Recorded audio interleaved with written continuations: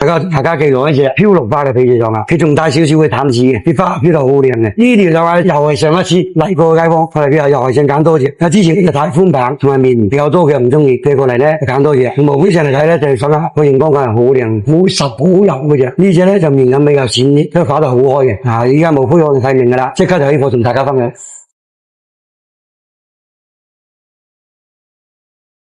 幾多足印重搭，我哋依家就開始將個形狀模嘅出嚟先。一生中，心總想想呢條飄落嘅又要開始過細沙啦，新來呢個細沙慢慢將佢過光還你。每次我都很痛苦。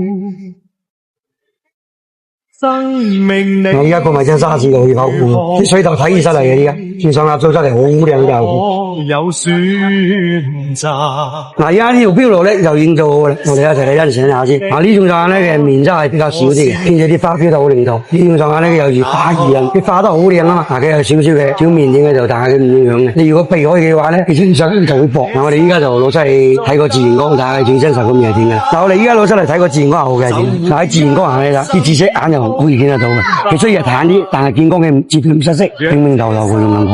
佢啲花係好靈動，所以呢一種水料就係咁。佢種夠老嘅話，水頭足嘅話，佢見光係唔會失色。佢如果係嗰啲種唔夠嘅話咧，佢見光就冇嘅。你大家有冇睇下中意呢一款飄落嘅？中意嘅話咧，幫我點個小心心，留低你應口，我幫你安排。